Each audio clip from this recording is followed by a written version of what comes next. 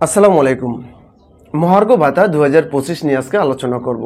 প্রথম গ্রেড থেকে নবম গ্রেডের সরকারি কর্মকর্তারা পাবেন 15% এবং দশম গ্রেড থেকে 20তম গ্রেডের সরকারি কর্মচারীরা পাবেন 20% হারে মহার্ঘ ভাতা। তো আমি একটা গণিত আজকে আপনাদের সামনে তুলে ধরেছি এবং এই গণিতের মাধ্যমে আপনি নিজে নিজে বের করতে পারবেন আপনার বেতন কত টাকা বৃদ্ধি পাবে। চলুন শুরু করি ভিডিওটা। প্রশ্নটা হচ্ছে, গণিতটা হচ্ছে, আব্দুর রহিম 20তম গ্রেডের একজন সরকারি কর্মচারী।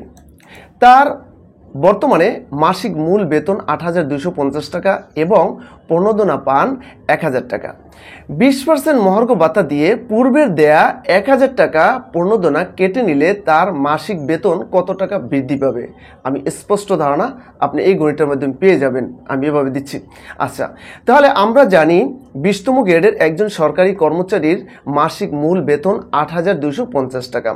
20% বৃদ্ধিতে 100 টাকায় আব্দুর রহিমের বেতন বৃদ্ধি পাবে কত টাকা? তাহলে 20 টাকা। হ্যাঁ, আচ্ছা, তাহলে 1 টাকায় আব্দুর রহিমের বেতন বৃদ্ধি পাবে কত? 20/100 টাকা, 20/100 টাকা। ওকে, আচ্ছা, তাহলে 8,250 টাকায় আব্দুর রহিমের বেতন বৃদ্ধি পাবে কত? তাহলে দেখেন, 20/100 গুণন 8,250। হ্যাঁ, এই শূন্য আপনি কেটে দেন, এই শূন্য কেটে দিলে তাহলে কত?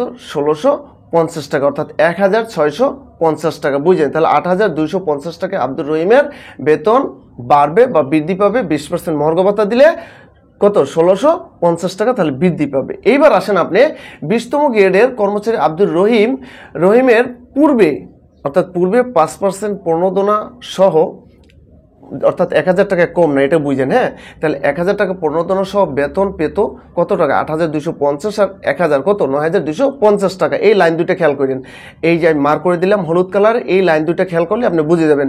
আচ্ছা, 20% মহার্ঘ ভাতা দিলে বর্তমানে আব্দুর রহিম বেতন পাবে কত? 9,900 টাকা। কত টাকা?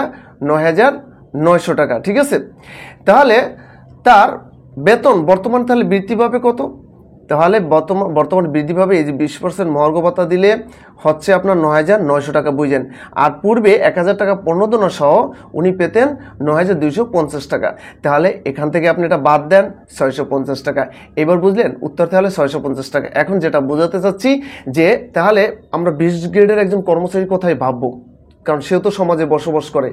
একজন কর্মকর্তা প্রথম গ্রেডের কর্মকর্তা যেমন সমাজে বসবাস করে, বাজার টাজার সব কিছু করে খেতে, তার পরিবার পরিজন আছে, ওনারও পরিজন আছে, উনিও বাসা ভাড়া দিয়ে থাকতে হয় ঢাকার শহরে বা অন্যান্য জেলা শহর বলেন, বিভাগীয় শহর বলেন, থাকতে হয়। তাহলে ওনার বাড়লো কত টাকা? 650 টাকা বাড়লো। এখন এই যে মহার্ঘ ভাতা নিয়ে, আপনার 20% মহার্ঘ ভাতা নিয়ে যে এত কথা হচ্ছে, হ্যাঁ, এত কথা হচ্ছে যে আপনার সরকারি এই মিডিয়া যে কথা বলছে, এর ফলে কি হবে জানেন? বাজার মূল্য যে কতগুণ বৃদ্ধি পাবে আপনি বুঝতে পারবেন মহার্ঘ ভাতাটা দেওয়ার পরে, যদি কার্যকরী এর পরে।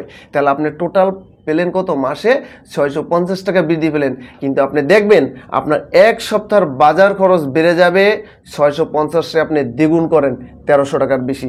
যদি না বাড়ে সেকালে আমার ভিডিওতে এসে আপনি একটা খারাপ কমেন্ট করে যান। ঠিক আছে, তো আসলে আমরা যারা সরকারি, মানে বিশেষ করে যারা আমরা কর্মচারী আছে, আমরা যে আসলে কতটা 11 থেকে 20 গ্রেডের কর্মচারীরা বিশেষ করে যে কতটা কষ্টে আছে, এটা যে ঢাকার শহরে থাকে, যে বিভাগীয় শহরে থাকে, যে জেলা শহরে ভাড়া দিয়ে থাকতে হয়, একমাত্র তারাই বোঝে। ঠিক আছে, তো ভিডিওটি কেমন লাগলো অবশ্যই কমেন্ট করে জানাবেন।